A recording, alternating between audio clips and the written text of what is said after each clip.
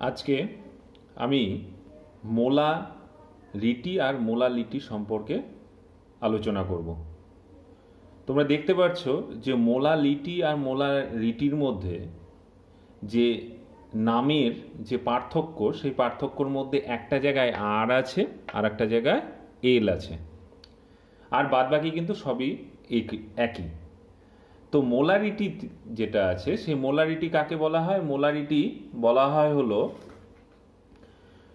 1 মোল যদি 1 লিটার দ্রবণে দ্রবীভূত থাকে, তবে সেই দ্রবণের মাত্রা হবে 1 মোলারিটি, মানে যেটা ক্যাপিটাল এম দিয়ে প্রকাশ করা হয়।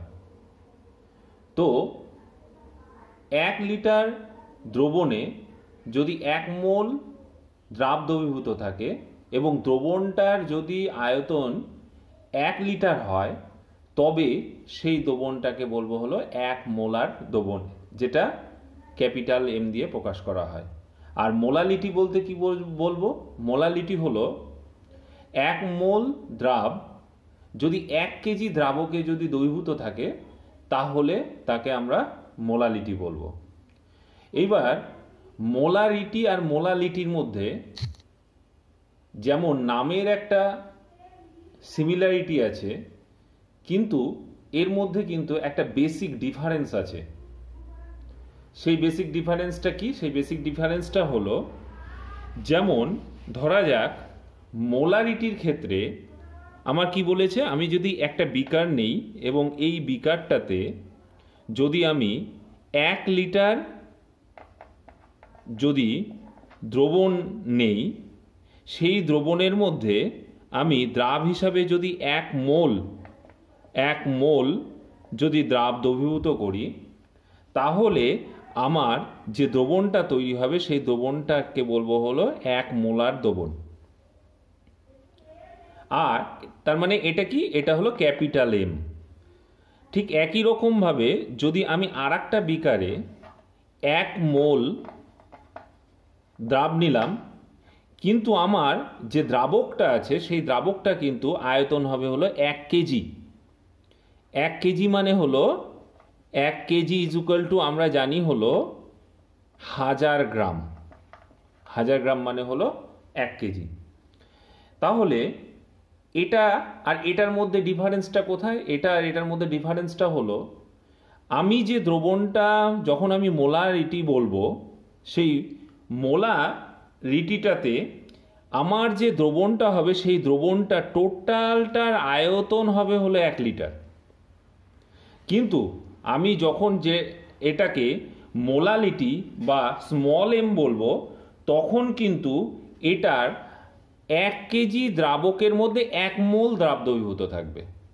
তার মানে 1 কেজি দ্রাবকটা আমরা কিসে নিচ্ছি? আমরা গ্রামে নিচ্ছি বা কেজিতে নিচ্ছি, মানে ওয়েট নিচ্ছি। এখানে যদি ওয়েট নেওয়া হয়, ধরা যাক আমার এর মানে আমি এখানে 1 মোল দিলাম এবং তারপরে আমি কি করলাম, আমি 1 কেজি দ্রাবক দিলাম। সেই ক্ষেত্রে 1 কেজি দ্রাবকটা যেটা আছে, সেই 1 কেজি দ্রাবক প্লাস এর সঙ্গে কিন্তু 1 মোল দ্রাব দ্রবীভূত থাকবে। তার মানে 1 মোল দ্রাবটা যেটা আছে, সেই দ্রাবটা কিন্তু এই যে আয়তন আছে, এই আয়তনে কিছুটা আয়তন কিন্তু ও দখল করে রাখবে এই বিকারটার মধ্যে। তাহলে আমি যদি ধরি এটা হলো 1 কেজি, আমার 1 কেজি দ্রাবকের আয়তন, তাহলে কিছু দ্রাব দিলে পরে ধরা যাক আমার দ্রাবটার আয়তনটা এতটুকু আছে, তাহলে সেই ক্ষেত্রে কিন্তু আমার গোটা দ্রবণটার আয়তনটা কিন্তু আর 1 কেজি থাকছে না, 1 কেজির সঙ্গে 1 মোল যোগ হয়ে টোটাল যে আয়তনটা হচ্ছে সেই আয়তনটা কিন্তু আমরা এখানে পাচ্ছি। এই ক্ষেত্রে যেটা ক্যাপিটাল এম, যেটা মোলালিটি, সেটার ক্ষেত্রে কি হচ্ছে? সেটার ক্ষেত্রে কিন্তু আমার টোটাল 1 লিটার দ্রাবক আমি দিলাম, তার মধ্যে 1 মোল দ্রবীভূত, আমি 1 মোল প্রথমে দ্রাব দিলাম। 1 মোল দ্রাব দেওয়ার পরে তার উপরে কি করলাম? তারপরে আমি 1 লিটার দ্রাবক তার মধ্যে আমি দ্রাবক দিচ্ছি। দ্রাবক দিতে দিতে যখন সেই বিকারটার 1 লিটার পূর্ণ হয়ে যাবে, বিকারটাতে অনেক বিকারে আছে যেটাতে স্কেল করা থাকে। তাহলে আমি স্কেল পর্যন্ত আমি 1 মোল দ্রাব দিলাম এবং তারপরে স্কেল পর্যন্ত আমি 1 লিটার পূর্ণ করে দিলাম। তখন যে দ্রবণটা আমরা পাবো তখন সেটাকে বলবো হলো মোলারিটি।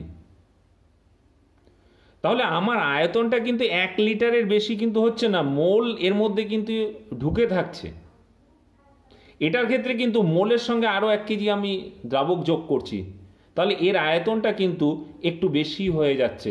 এইটা কিন্তু খুব ইম্পর্টেন্ট পার্থক্য মোলারিটি আর মোলালিটির মধ্যে। আমি শুরুতেই বললাম যেমন নামের ক্ষেত্রে খুব একটা পার্থক্য নেই, মানে এক জায়গায় এল আর এক জায়গায় আর আছে, এটার ক্ষেত্রে কিন্তু পার্থক্যটা কিন্তু অনেকে বুঝতে পারে না বা বোঝাতে পারে না। আমি কিন্তু এই জিনিসটা কিন্তু তোমাদের কাছে ক্লিয়ার করতে চাইছি। এই জিনিসটা যদি তোমরা না বুঝতে পারো তাহলে কিন্তু মোলালিটি আর মোলারিটির মধ্যে কিন্তু পার্থক্যটা কিন্তু আমরা বুঝতে পারবো না। অনেকেই দেখেছি যে 1 কেজি মানে সেই দ্রবণটার আয়তনটাকে 1 কেজি বলে দেয়, আর মোলালিটির ক্ষেত্রে সেটা কি বলে দেয়, সেটা বলে দেয় 1 লিটার।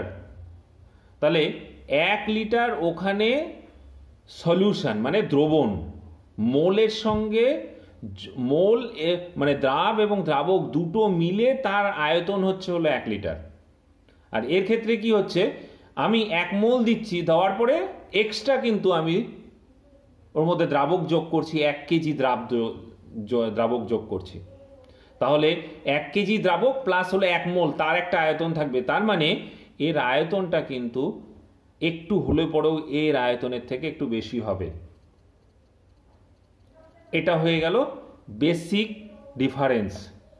একটাকে আমি ক্যাপিটাল এম বলছি, একটাকে আমি স্মল এম বলছি। এইবার চলে আসি হলো দুটোর মধ্যে যে আমি কোন গাঢ়ত্বটাকে আমি বেশি গুরুত্ব দেব। মানে যে কোনো এক্সপেরিমেন্টের ক্ষেত্রে বা আমরা যখন ল্যাবে পরীক্ষা নিরীক্ষা করছি সেই ক্ষেত্রে আমি কাকে বেশি গুরুত্ব দেব, ক্যাপিটাল এম না স্মল এম?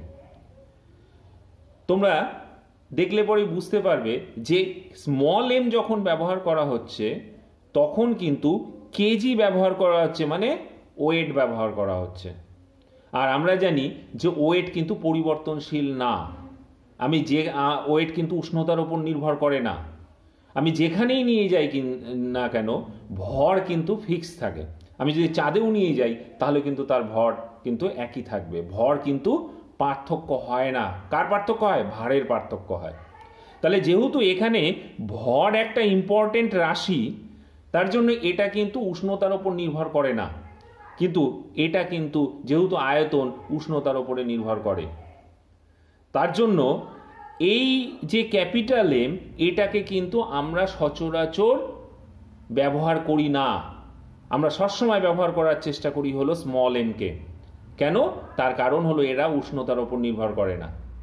কোনো একটা পরীক্ষা নিরীক্ষা চলছে যেখানে আমি একটা দ্রবণ তৈরি করে রেখেছি, সেটাকে ধরো অন্য কোথাও নিয়ে যেতে হতে পারে, সেখানে উষ্ণতা আলাদা। তাহলে উষ্ণতা আলাদা হলে পর আমরা জানি আয়তন উষ্ণতার উপর নির্ভরশীল, তাহলে কিন্তু গাঢ়ত্বের পরিবর্তন হয়ে যাবে।